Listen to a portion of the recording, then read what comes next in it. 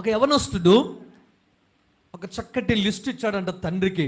ఆ లిస్టులో పిల్లరా వాళ్ళ డాడీకి ఇస్తూ, డాడీ నేను త్వరగా రెడీ అవుతాను, మరి ఇదిగో ఈ పేపర్లో మా ఫ్రెండ్స్ మరి ఫోన్ నెంబర్స్ ఉన్నవి, వారందరికీ ఫోన్ చేసి ఈరోజు మా బాబుది బర్త్డే ఉంది, రండని చెప్పు డాడీ, త్వరగా రమ్మను, త్వరగా వచ్చేస్తారని చెప్పి వాళ్ళ నాన్నకు ఆ పేపర్ ఇచ్చి వారు రెడీ ఇచ్చాడు, కూర్చున్నాడంట. ఈలోపు వాళ్ళ పేపర్లో ఉన్నటువంటి వారందరికీ ఫోన్ చేసి చెప్పాడంట. పేపర్లో ఉన్న వారందరికీ ఫోన్ చేసి చెప్పాడంట. అయిపోయింది, దరిదాపు 2 గంటలు అయిపోయింది. ఒక 3-4 మాత్రమే వచ్చారంట. బర్త్డే కేక్ కట్ చేస్తూ ఉన్నారు, ప్రార్థన జరుగుతూ ఉంది. వాడేమో ఇలా చూస్తూ ఉన్నాడు. 4 మాత్రమే నా ఫ్రెండ్స్ వచ్చారా, 110 నెంబర్లు నేను మా నాన్నకు పేపర్లో రాసి ఇచ్చాను ఫోన్ నెంబర్లు, మరి 110 మందిని ఇచ్చాను, కానీ ఇక్కడ చూస్తే 4 కానీ వస్తున్నట్టున్నారు నాకు అని చెప్పి ఆలోచన చేస్తున్నాడంట. వాళ్ళ డాడీని పిలిచాడు.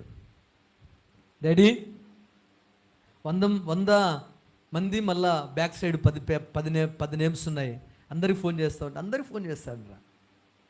మరి ఏంటి డాడీ 4 వచ్చారు అన్నాడట. సరే ముందు కార్యక్రమం కానీ అన్నాడంట. వాక్యం అయిపోయింది, ప్రార్థన అయిపోయింది, కేక్ కటింగ్ అయిపోయింది.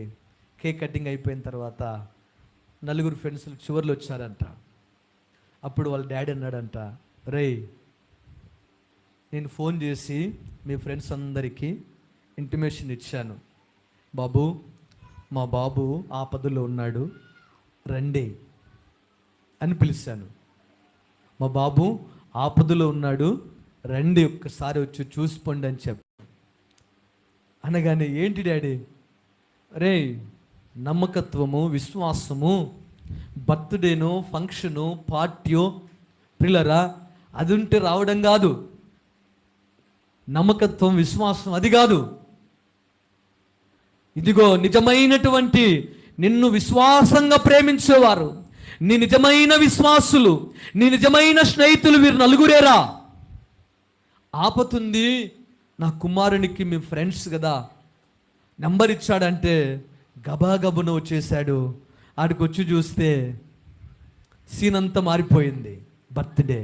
అప్పుడు అనుకున్నాడు కుమారుడు, నిజమే, ఆపదల్లో ఎవరైతే నిజంగా నన్ను ప్రేమిస్తారో వారు నా స్నేహితులు, వారు నా మీద విశ్వాసం కలిగిన వారని చెప్పి ప్రియులారా ఆ కుమారుడు తెలుసుకోగలిగాడంట. ఈరోజు ప్రభువైన యేసుక్రీస్తు వారు కూడా నిన్ను బట్టి నన్ను బట్టి ఆయన ఏం కోరుకుంటున్నాడని అంటే, నీవున్న ఆపదలో, నీవున్న శ్రమల్లో, నీకున్న ఇబ్బందుల్లో ప్రియులారా ఆనందంగా ఉన్నప్పుడు ఎలా ప్రార్థన చేశావో శ్రమలో ఉన్నప్పుడు కూడా అలాగా ప్రార్థన చేస్తే దేవుడు పరలోకంలో సంతోషిస్తాడంట. హల్లెలూయా. నీ ఆనందం కోసం, నీ సమస్యల కోసం ప్రియులారా, నీ కష్టాల కొరకు, నీ ఆశీర్వాదం కొరకు కాదు దేవుని దగ్గరికి రావలసింది. ప్రియులారా ప్రతి దినం తన్ను తాను ఉపేక్షించుకొని సిలువనెత్తుకొని ఆయనను వెంబడించాలి. సిలువ అనగా శ్రమ అని చెప్పుకున్నాం కాబట్టి శ్రమ అనుభవిస్తూ మన విశ్వాస యాత్ర ముందుకు సాగాలి.